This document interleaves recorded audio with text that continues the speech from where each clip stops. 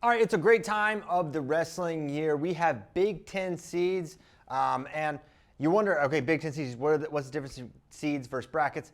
Basically, not much. Very little is going to change between the seeds we currently have and what the brackets are going to ultimately be, which is great because we can speculate a ton on the potential matchups. We have a really good idea of who's going to wrestle who and when. The buys at the Big Tens are set. The 1 and the 2 seeds get the bye every single time. This is a change, actually. If you've been following wrestling a while, you know that they used to randomly draw the brackets or randomly draw the buys, and then it could get a little unfair because one team would have more in it. Anyways, a little extra detail there. But want to get into these weights. We're going to go kind of weight by weight through the brackets, what the good early matchups are, and who I think is going to end up winning the bracket ultimately. Now, 125. See, I went with cards this time. I normally write it all on a whiteboard and then I can refer to it, but I don't know if I could have written 14 seeds for 10 weights on a board successfully without having to like move. So we're going with the cards today. We'll see how I like it. We'll see how you like it. We'll see how it goes. 125, we got the top seed, Matt Ramos and Drake Ayala. 1 and 2, not a huge surprise there. Eric Barnett, the 3, Pat McKee, the 4, Caleb Smith, the 5. Now this is, of course, 125. Caveat every single time, this is a weight of a lot of variability and chaos, and I think we could see it here because if you look at the 7 seed D'Agostino, the 6 seed Braden Davis, 8 and 9 Peterson McCrone, those are really tough. Now who are they going to wrestle? Well, 2nd seed Drake Ayala will likely have Michael D'Agostino in the 2nd round. The 7 versus 2 matchup hits in round 2. That's a tough one. D'Agostino beat him last time. We'll have Braden Davis versus Eric Barnett. I don't believe we saw this one during the regular season. Huge match there. We could be very well looking at a semifinal that's number 6 seed Braden Davis versus number 7 seed Michael D'Agostino. That should not surprise you at all. At the top side, it's maybe a little more clear, although it's Pat McKee, so nothing is ever that clear. But if you watched Pat McKee versus Caleb Smith last time around, you know Pat McKee dominated this match. It was a technical fall, and it was a technical fall in a hurry against Nebraska's Caleb Smith. Caleb Smith has been excellent this year. Don't get it twisted, as the kids would say. This guy's really, really good and dangerous, but for whatever reason, I don't know what was going on in that match, but it unraveled in a hurry for Smith. And that's a quarterfinal matchup, a 4 seed versus 5 seed. Winner there will likely get Matt Ramos. Of course, he'll have to get by the winner of Dean Peterson and Brendan McCrone. Peterson's a tough guy out of the 9. I mean, he's in a lot of matches. He's hard to blow out. He's tough to score on. He's good in the scrambles. If you're looking for a sleeper pick at 125, a high-seeded guy, Dean Peterson of Rutgers is very, very interesting. So that's 125. That's kind of how I see it. Everyone knows my prediction now for a couple months has been Matt Ramos to win this weight class at NCAAs. Feels like I can't pick against that. I'll stick with Matt Ramos winning this. I like his path to make it to the finals. He's already beaten McKee this year. That was a close match, though. Really close match, but he got the takedown there.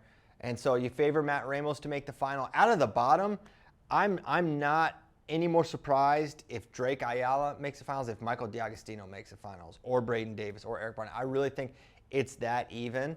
I think it might be Barnett. It wouldn't surprise me at all if he ends up being it. But I've got Matt Ramos, Big Ten champ. 133. This is going to be a fun one. This is going to be a really exciting weight class. Dylan Ragusin started the year. He's your top seed at 133. He started the year in red shirt. They pull his red shirt because Chris Cannon is out with injury for this season. His career is done. So they've got Ragusin at 133. And he's been great this year. He's the number 1 seed, and he earned it. He beat everyone. He beat Nagao. He's kind of taken every test and passed it with flying colors. You got Shawver of Rutgers, the 2, Bouzakis of Ohio State, the 3, Van D, the 4, Nagao, the 5. Now, one really interesting, this is not the deepest weight class. Then again, Brody Teske is the 14 seed. That's totally insane because Brody, something happened with entering him in for the Big Ten championships, and I don't know what happened, but they entered him late, so he gets the 14 seed. He would be probably seeded like 6 normally, but he's the 14 for some reason. So he has Nick Bouzakis in round 1. That is by far the best round 1 matchup. And you favor Bouzakis, but we've seen Buzakis over the years. He can struggle sometimes in matches, early in matches, off the scale. I don't know. It could be interesting. I don't think you can count Teskey out in that match. Now, what I'm excited for, we're going to have a Nagao-Van D quarterfinal match. That's the 4-5 matchup. Van D's the 4 seed, Nagao's the 5, but I actually favor Nagao there, and I think it's Nagao-Ragusin semi, and I'm going with Nagao to pull off the upset. If you haven't watched this match yet, from the dual meet, Ragusin versus Nagao, it was a great match. It ended in overtime with Ragusin winning by fall. He got a counter off a takedown. He held him on his back for the danger count, and then ultimately got the pin. It was a crazy match, amazing match from Ragusin and Nagao, and I'm hopeful we can get a semi that's that exciting there. Down below, Shaver, Buzakis, Teskey, they're all interesting to make that semifinal round. I'm actually going to go with Buzakis. I think he can get by Teskey. He's got a lot of ways to score. He'll do one thing in match, you're like, well, what was going on there? But he also does a lot of brilliant things, and he can do some special things because he's really, really powerful. So I think it's Aaron Nagao over Buzakis. I don't know if I really think that, honestly, because the match last time was Buzakis over Nagao, and it was kind of not that close. Nagao got a couple takedowns late that, or a couple scores late that made it a little closer than it was. But whatever, I'm riding with Nagao. We'll see how it plays out. But Ragusin winning this weight shouldn't surprise anyone. 41, this is the weight of weights at not only Big Ten championships, but conference, of all conference weekends, this weight is insane. You've got number 1, Bo Bartlett, number 2, Jesse Mendez, number 3, Real Woods. That guy was in the national finals. He's the 3 seed here. Number 4, Brock Hardy. He was in the Big Ten finals last year. Number 5, Sergio Limley. He beat Real Woods. He's beaten a lot of really good guys this year. Number 6, Danny Pusino. And it drops off a little bit there. Mitch Moore's tough for Rutgers.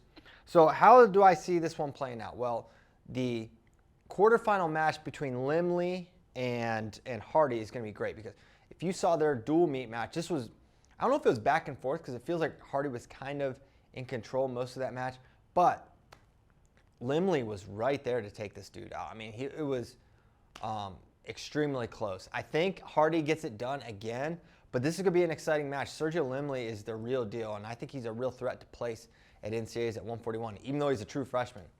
So that'll set up a semi against Bo Bartlett. Brock Hardy, Bo Bartlett. If you saw this match in the dual meet, very contentious, very close. Brock Hardy has an uncanny ability to get to legs and to get to Bo Bartlett's legs, which is notable because Bo is a really hard guy to score on. I think Bo has proven he just knows how to win these matches. So I've got him winning this one. I think he can make a couple adjustments and clean up some of the head-hand stuff that allow Brock Hardy to get in. But at the end of the day, Brock's probably going to have opportunities to score. So I've got Bo over Brock in that semi. Down below, I've got Mendez versus Woods. I think there's nothing disrupting that from being a semifinal. It's a match we've wanted to see for a while. They didn't duel each other. They didn't see each other at tournaments, so this will be the first time we see it. It's going to be an absolute battle. Real Woods looked good the last couple weeks. He looked great against Oklahoma State.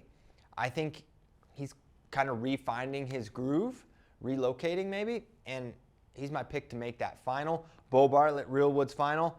I've got Bo until proven otherwise, but Real Woods wins this tournament. No one should be surprised, and the winner of this bracket is going to leave. I don't know if they'll leave the 1 seed, just because that can be a little tricky and there's guys with losses there, but I think the winner of this bracket is the favorite to win NCAA. So high stakes there. Going to 149, another great weight. You've got Ridge Love at the 1, Austin Gomez, the 2, the ultimate wild card of wild cards, sitting at the 2 seed. Number 3, Caleb Rachi. Number 4, Tyler Kasak. 5, All-American Dylan D'Amelio. This weight's pretty deep. Ethan Miller from Maryland, a fun guy to watch. Keep your eye out for him, even though this is a really tough weight. He's good. Okay, so how do I see this one playing out? Well, I think based on previous matchups, it could go a little chalk up top. I think Ridge Lovett makes it to the semis without much disruption. I think we see Tyler Kasak once again beat Dylan D'Amelio. He beat him pretty soundly in the dual meet. Kasak's probably only going to be getting better. He's a true freshman. His curve is steep. He's got a lot of ways to score. Love watching this guy wrestle. He was a 41-pounder. Van Ness goes out with injury. This guy has stepped up and been excellent. I don't think he's ready to knock off Ridge Lovett. That was a close match, granted, but I think Ridge gets it done here, wins that semifinal over Tyler Kasich. And then down below, I think Gomez cruises to the finals. I think he beats Zargo, and then it's probably Rachi, but don't sleep on Ethan Miller taking out Caleb Rachi here. But he's got to be ready to go 7 minutes because Rachi has a really good tank. So that's a potential upset, but I got it chalk here this time. I've got Ridge Lovett over Austin Gomez. I think Austin can win it. He's beaten Ridge Lovett before, but I can't unsee the events of that dual meet where Ridge, it wasn't just the neutral wrestling from Austin, because you can clean some of that up and not take some of those risks that Austin took and getting down in a hole early. But it's the top wrestling from Ridge Lovett that I'm not sure Austin can figure that out in a matter of weeks. We'll see. I think that's going to be our final. I think it'll be a good one. But I've got Ridge. 57. Levi Haynes is, this last month, look at these scores. 10-3 over Peyton Robb. Domination over Jared Franek. These are guys that have been ranked number 1 and number 2 in America at different points in their careers. Peyton Robb won CKLV this year. He's really good. And Levi's just been, it seems like he's on a trajectory upwards and improving even from where he was earlier this season. I don't see anyone stopping him, and that's a really loaded side where you've got Haynes, the 1, Franek, the 4, Peyton Robb, the 5. Look at this 8-9. Joey Blaze of Purdue and Chumbley of Northwestern, those guys are dog tough. They could very well be wrestling in the All-American round, wrestling in the round of 12. They're really, really good. Chumbley has beaten some great guys. He beat Meyer Shapiro this year that, I think very highly of, and many others do as well. Joey Blaze beat Ed Scott this season. He's really tough, and that's going to be, Haynes will wrestle the winner of that match. That'll be a great matchup, and that'll be one of the better 8-9 matchups, Blaze versus Chumbley. Not going to want to miss that. Then Robb versus Franek. We'll get to see this one. It's tough to know. Robb's really been on a little bit of a slide the last couple months, and for that reason, until I see him really put it back together again a couple matches in a row, I'm gonna go with Franek to make the semi, but I think his run stops there. I think Levi Haynes takes care of business, makes his way to the finals. Down below, we're gonna have Michael Blockus is the 2 seed, 7 seed Will Lewan. He's a multiple All-American. Chase Saldate, they hose this guy in the seeds, plain and simple. He has 1 loss. He wrestled every Big Ten match. His only loss is to Levi Haynes. Margin of victory doesn't matter there, but that was an extremely close competitive match. And guys that are seated ahead of him, when he dueled that team, that guy didn't wrestle. So he wrestled, beat for example, Indiana's guy, but Brayton Lee didn't wrestle. Brayton Lee got the 3 seed. I thought that was a little funny. I didn't quite like that. But good news is Saldate and Lee will wrestle in the quarterfinal round, 2nd round, in all likelihood. So I'm excited for that one, and Saldate can maybe rectify things a little bit. And Brayton Lee, listen, I think his approach has been smart. This is a guy that's been battling injuries for so long. He wrestled a limited schedule, and look where it's got him. He's 8-0. He looks to be wrestling really well at the end of the year. That's what he wanted to do. He wants to go out with a chance to wrestle for Big Ten and national honors. And I'm glad to see Brayton Lee wrestling. But yeah, I thought that seeding was a little weird. Michael Blockus has been excellent this year. He beat Peyton Robb. He beat Jared Franek. He's been tough, but he's got to get by Will Lewan in the 2nd round. This is not really that favorable of a draw. If you're wrestling Will Lewan, it's probably going to be close. I think this one will be close as well.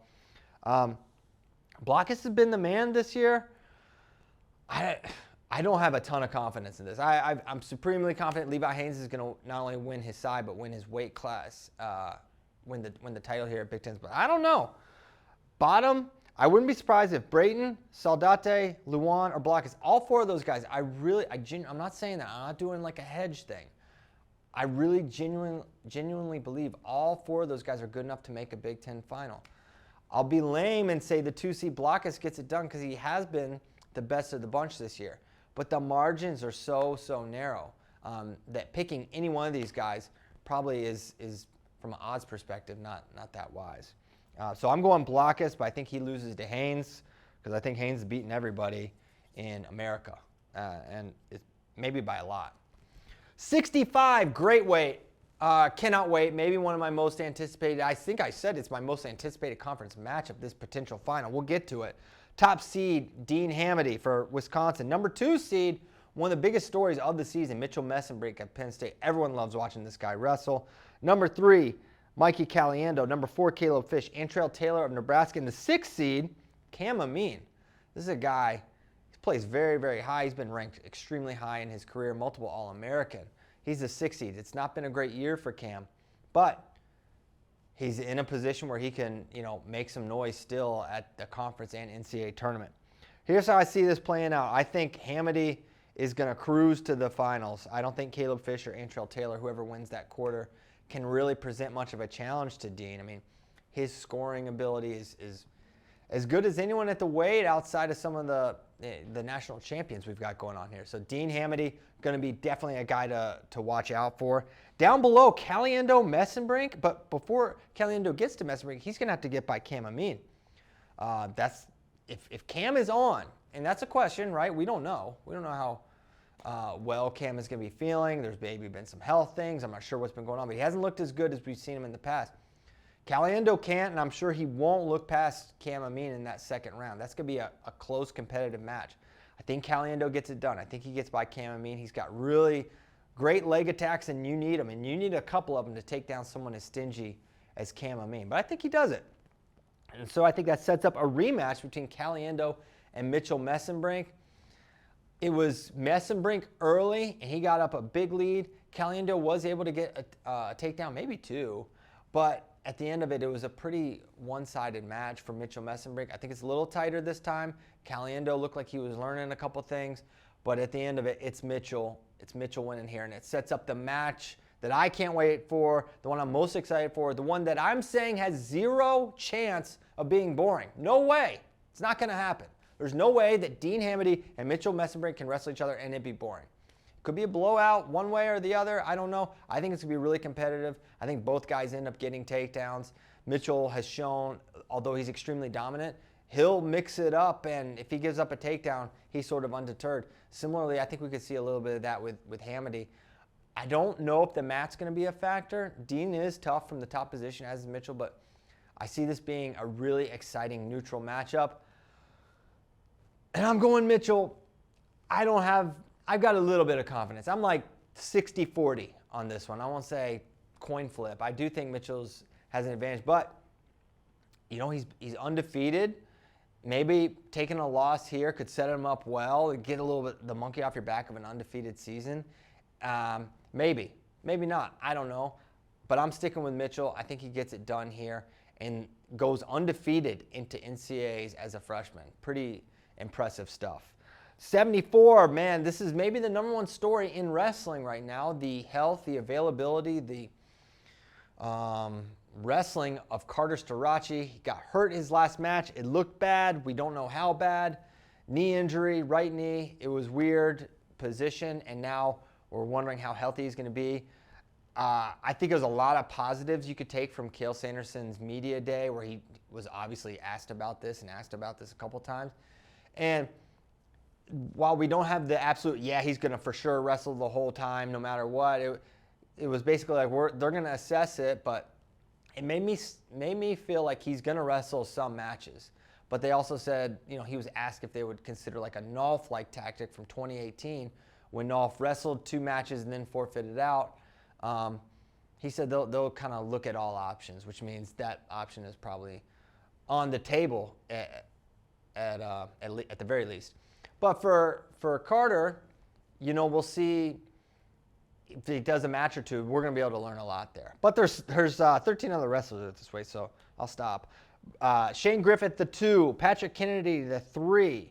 At the 4, Edmund Ruth, 5, Rocco Welsh. Really, if you listen to FRL or anything I've been talking, really high on Rocco Welsh. This is a true freshman that you watched him as a high school wrestler. Like, he's going to be ready to rock and roll as a freshman. And that's basically been the case. He's been the real deal. He's taken a couple losses. He lost to Edmund Ruth. And that's why I'm really excited for that rematch in that quarterfinal, that 4-5 quarterfinal. Winner there will get Carter Starace, probably. If he's healthy, for sure. If he's not, who knows? So that's just a lot of intrigue there. And as we know, Carter and Rocco wrestled, a month and a half ago. And Carter he looked great early, and then got a little tired, got hit for stalling at the end. Now, we now know that Carter was dealing with a little bit of illness there, was maybe, hurting his performance to a degree. But that being said, I'm not going to pick. I have to see Carter Starachi not get his hand raised on the mat before I even entertain the idea of not picking him to win every match he's in. So I got him winning that side. I think he beats Rocco Welsh. I think Welsh gets revenge against Edmund Ruth. And then we've got Carter Starachi in the finals. And I think he's going to be taking on Shane Griffith. I think the matchups are strong for him. We saw how he looked against Patrick Kennedy. But I will say, I wouldn't put all my eggs in the last matchup basket, right? There's still going to be problems there. Now Griffith handled Kennedy, and I don't think Kennedy's making that gap up necessarily. But I think it's going to narrow. I think it's going to narrow considerably. I don't think Kennedy's going to go under him. I would think not. I would think you go neutral, try to let your pace be a thing. He looked really good against Braden Thompson. He's looked good basically since that match. I feel like he's looked excellent. Even in defeat against Carter Starachi, people came away like, man, Kennedy really wrestled well there. And I agree. He's really rounded in the form. As the season has gone on, Kennedy's gotten better and better. But Griffith is a guy that'll turn it on at the end of the season. And you can't forget about that aspect as well. I've got Griffith. I don't think it's boring and chalk. I think it's just simply what's going to happen. Shane Griffith's a national champion. He majored Kennedy last time around. Starachi over Griffith. Starachi, a Big Ten champ yet again at 174. 184. Isaiah Salazar for Minnesota. This guy's a savage. If you haven't watched him wrestle yet, really fun guy to watch. Highly entertaining. As is the 2 seed. This dude's kooky. Lenny Pinto. Maybe the strongest guy, like pound for pound anyway. Just the things he does on the mat sometimes don't even make a lot of sense. I remember Ben was telling me, like, if you watch a guy and he's doing something and you're not really sure how he does it, he's probably really, really strong. And I think James Green tweeted, Lenny Pinto is the strongest man in the world, and his wrestling shows it. He wrestles like a really strong guy. He's fun. He's got a lot of different attacks. He's fearless, and I'm really excited to watch Lenny wrestle, and I'm really excited for the potential semi that I think we'll get against the 3 seed Bernie Truax of Penn State. This was a match at the duel. Lenny came out early, got a couple takedowns, and then seemed to get a little tired towards the end, or Bernie, either that or Bernie was just figuring a couple things out. Bernie started to get into his patented lefty single leg, which is so nice. As smooth a single leg as you'll see in NCAA wrestling, Bernie Truax. Started to get a takedown, almost got a takedown at the end, not quite. And so you left thinking like, okay, Lenny got him this time, but Bernie can get him back. I'm going to go Pinto this time. I think he does it. I think it's a closer match. I think Bernie makes some adjustments. Don't count out Bernie winning this weight altogether. I think I'm picking the winner of this weight to win the bracket, which is probably not that smart because Isaiah Salazar has beaten Lenny Pinto, I'm pretty sure, every time they've wrestled. And I do think it's going to be Salazar that makes it. Now, he's going to have an interesting path. He could have the always dangerous, the most fearless wrestler in NCAA wrestling, Brian Soldano, who will do, this guy will go to his back to put you on your back. He's got high flyers. He's got throws. He's fearless, if nothing else. And that could be the second match for Salazar. And then we also got Ryder Rogotsky, the 4 seed. There's a lot of lunatics at 184. You got Rogotsky, you've got Soldano, Lenny Pinto, and Salazar's a savage too. But I've got Salazar taking out Rogotsky, and then Pinto gets it done this time against Salazar. I'm kind of not. This is a way I feel like I don't have a good read on because I strongly believe that Bernie Truax can win this match, but maybe not this week. Maybe it's one we see at NCAAs. 197. This is the weight of Aaron Brooks, a man along with his teammate Carter Starachi going for their 4th NCAA title. He's going for another Big Ten title. He's your top seed here. He's undefeated on the year. 2nd seed, Jackson Smith from Terps. They'll be wrestling in his home gym. That's going to be exciting. Jackson is really fun to watch. He's got great duck unders, and he does this awesome claw lift and return where he puts really good guys on their back, including Tanner Sloan. So if you haven't watched Jackson Smith yet, you should definitely check him out at the Big Ten Championships. Curious, he's going to have an All-American potentially in the second round, John Poznansky of Rutgers. Now, Poz has not been what he was as a true freshman, but still a dangerous wrestler there in round 2. Zach Glazier will likely have Luke Geog of Ohio State. In his second match, I think Glazier gets it done, but I bet this is a tighter match. And then it's Glazier taking on Jackson Smith. I think Smith gets this done. I think he's got a little more offense. But, man, my radar on Zach Glazier is perpetually off. I get it wrong just about every time. I think I got it right in the Serber match, so I feel good about that. But I think Jackson just got a couple more ways to score. One thing to consider is the pace, and the hand fighting of Glazier is a real thing. This guy's not just when he beat Silas Allred, people were a little dismissive of that as just one win, one time. Something was up with. I think I may even say, hey, something must have been up with Silas Allred. People don't just major Silas Allred like that, and he did, and he's been nothing but great since then. So Glazier's the real deal. I think he falls to Jackson Smith here, but it's going to be a really competitive match. And then up top, I talked about Silas Allred. He'll have Joels of Minnesota in that quarterfinal match. Winner gets Aaron Brooks. It's going to be Aaron Brooks. Brooks comes out of the top side, takes out Jackson Smith. I think he got the major last time. Maybe not a major this time, but I think it'll be a pretty one-sided win for Aaron Brooks of Penn State. And then we go to heavyweight. Honestly, there's a reality that there's one All-American out of this bracket, which is crazy to think because Big Ten at every weight gets multiple All-Americans, right? Well, this one, you got Kerkvliet, who was the not runaway, but he's a consensus number 1 in America at 285. And he hasn't been really tested this year, and I don't think he's going to be tested at Big Tens. The 2 seed Nick Feldman, love watching him. He'll be a guy, I think he'll at least wrestle in the round of 12. Will he win? Will he lose? I'm not sure. But this is a pretty deep weight nationally. It's not that deep at the Big Ten. He will likely have Bradley Hill in his second match, and then eventually Lucas Davison. Now, Lucas Davison, I think he's a good candidate to make the finals here. That was a really close match last time. Davison kind of, I won't say he had it, but he had it to win late. Feldman, late match heroics. We all remember it as an exciting match. I think Davison gets a little bit of revenge, makes the finals, but he's going to fall to Kerkvliet. And I do think Davison has he's a guy who's placed in the past, but it's going to be tough. Heavyweights are really, really good weight class nationally. So that's how I see the weights playing out. Team race wise, it's Penn State. It's Penn State by a lot. They are projected to score 151 points, and I kind of ran through it, but I think there's a little opportunity for them to actually maybe potentially increase that with bonus and some higher placements than they have projected. But what gets interesting is the battle for second, third, and fourth is just on a razor's edge. Michigan is projected to get 98.5, Nebraska 96.5, Iowa 94.5, and then Ohio State not too far back themselves in 5th place in terms of projections. So that is going to be an extremely competitive race for those second and third place trophies, just like it's going to be nationally for the trophy race, second and third, because that's wide open. It's been wide open all year long, and that's not going to change coming out of Big Ten. So we'll be excited to see who can bring home second.